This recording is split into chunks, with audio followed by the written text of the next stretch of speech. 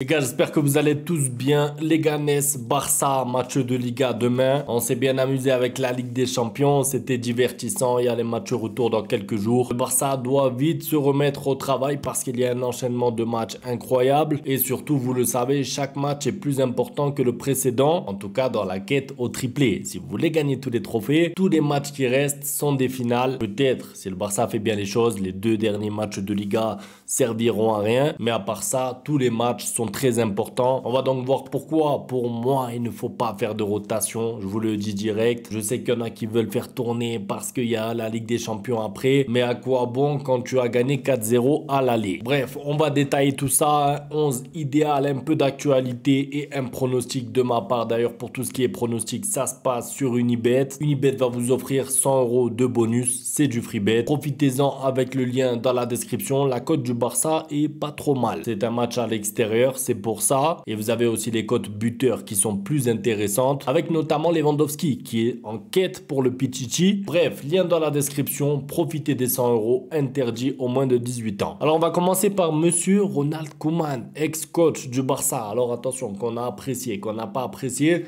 je m'en fous, je veux juste revenir sur sa déclaration. Je ne suis pas impressionné par le Barça de cette saison. Je pense que mon Barça était meilleur. Le FC Barcelone n'est pas le grand favori pour remporter la Ligue des Champions. Hier, Dortmund a eu des situations pour marquer. Alors, monsieur Ronald Koeman, comment vous dire que votre Barça n'était pas meilleur que le Barça actuel? En plus, j'ai pas vraiment compris son argumentaire dans le sens où, sous prétexte que Dortmund a eu des occasions, alors le Barça n'est pas favori. Ça veut dire quoi? Ça veut dire qu'à chaque fois qu'il y a une équipe qui a des occasions, l'équipe d'en face n'est pas favori? Bizarre un peu la réflexion. Maintenant, pour tout ce qui est favori, je suis content moi. Ça m'arrange. Il faut continuer comme ça. Je veux pas que le Barça soit le favori numéro 1. Pourquoi? Parce que c'est vrai qu'il y a des grosses équipes quand même en course dans la Ligue des Champions. Je pense notamment à l'Inter Milan. Pas beaucoup de monde parle d'eux, mais moi je pense que c'est une équipe très dangereuse, que ce soit pour le Barça, mais aussi pour une potentielle finale. Et quand on voit le niveau de jeu d'Arsenal sur le match aller, s'il se qualifie, qu'on voit le PSG de Luis Enrique, c'est vrai, je suis d'accord avec Koeman, il y a d'autres belles équipes, d'autres favoris. Par contre, de là à dire que ton Barça était meilleur, non. Autre chose maintenant, Dani Olmo qui a fait une partie de l'entraînement, donc c'est une bonne nouvelle. C'est une double bonne nouvelle. Pourquoi? Parce que il va bientôt revenir. Donc ça, bien sûr, hein, on va pas se mentir. C'est un joueur de qualité, il y a beaucoup de matchs. On va avoir besoin du maximum de joueurs. Et l'autre chose, c'est que la vérité, on n'a pas remarqué son absence. C'est vrai que contre le Betis Séville, avec un Dani Olmo, peut-être que tu gagnes le match. Mais sinon, globalement, on n'a pas ressenti son absence. Le Barça a enchaîné des bons matchs. Le Barça a écrasé Dortmund. Fermin Lopez a été au rendez-vous. Fermin Lopez a été plus que bon. Donc c'est une bonne nouvelle. Pourquoi? Parce qu'en fait, ça veut dire que Dani Olmo sera là pour la fin de la saison, mais un peu comme un bonus. Ça veut dire que le Barça tourne bien sans lui et avec lui, ils peuvent encore mieux tourner ou en tout cas avoir un plan B au cours des matchs. Bref, on verra quand est-ce qu'il reviendra. En tout cas, il n'y a pas à être pressé puisque la finale de Coupe du Roi est à la fin du mois et les demi-finales de la Ligue des Champions aussi puisque le Barça, on va pas se mentir, est déjà qualifié pour le prochain tour. En attendant, il faudra faire sans lui et le Barça sait le faire. D'ailleurs, le faire sans lui, il va falloir le faire contre Leganés. Attention à cet adversaire et là vous allez me dire attention à quoi? Ils sont 17e, 18e, on s'en fout, on a battu le Real, on a battu Dortmund, on a battu tout le monde en fait.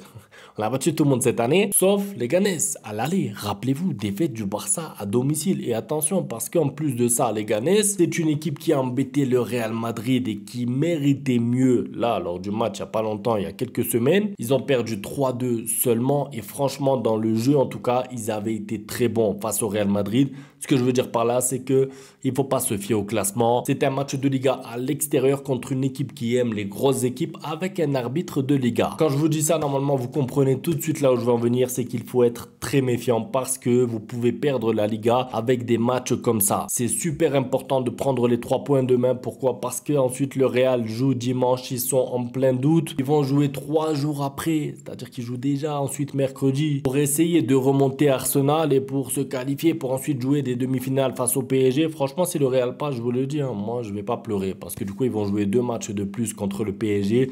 ils vont s'user, se fatiguer et c'est le Barça qui pourra en profiter à long terme. C'est important de garder les distances parce que en cas de nul ou en cas de défaite, vous êtes à la merci d'un classico perdu et de voir le Real vous passer devant. Un Real qui ne mérite rien cette année, un Real qui n'est pas bon, un Real qui ne joue pas bien. C'est important de garder les distances. C'est pour ça que je disais dans l'intro, j'ai envie de voir le Barça mettre un 11 type, la grosse équipe. Pourquoi? Parce qu'ensuite contre Dortmund, vous pouvez faire tourner, vous pouvez mettre Pedri sur le banc et mettre Gavi titulaire. Vous pouvez mettre De Jong sur le banc et mettre Fermin Lopez. Bon là je dis un peu n'importe quoi mais vous avez compris, vous pouvez faire tourner. Vous pourrez aborder ce match sereinement. Là la priorité c'est vraiment de prendre les 3 points en Liga. Surtout qu'ensuite les 2 prochains matchs de Liga sont à domicile. Là les Leganés c'est typiquement le match piège. D'ailleurs le Barça avait encaissé très tôt au match aller, 4e minute de jeu je crois. C'était l'époque où le Barça concédait des occasions chaque début de match. Et ensuite le Barça avait buté sur une défense plus que solide, plus qu'intelligente. Donc il va falloir être bon. Alors je sais, il y en a qui vont dire oui mais les joueurs sont fatigués, oui mais ils enchaînent beaucoup. Je sais mais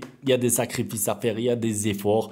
Heureusement, la fin de match contre Dortmund n'a pas été très éprouvante, honnêtement. Il y a des joueurs qui sont sortis, je pense à Lamine Yamal, je pense à Pedri. La deuxième mi-temps a été assez maîtrisée globalement pour ne pas fournir beaucoup d'efforts. C'est pour toutes ces raisons-là que j'ai envie de voir le Barça aligner un gros 11 pour aller gagner ce match et ne pas se retrouver à souffrir en cours de match. Et ensuite à espérer quoi? Le lendemain que le Real perde des points? Non, j'ai pas envie. Du coup, un petit pronostic de ma part. Alors moi, je mettrais Lewandowski buteur ou une victoire du Barça, simple et efficace. Comme je vous ai dit, 100 € offerts, ça se passe sur Unibet, les cotes sont pertinentes. Et 100 € offerts, c'est pas rien, c'est du bonus pour vous, interdit au moins de 18 ans. Pour mon 11 maintenant, ça va être simple et efficace, le même, vraiment tout le même que contre Dortmund. Donc Koundé à droite, Inigo et Koubarsi, Balde à gauche, De Jong, Pedri, Fermin Lopez, Lamine Yamal, Lewandowski, Rafinha. Pas besoin de rentrer plus que ça dans les détails, mais je m'explique rapidement.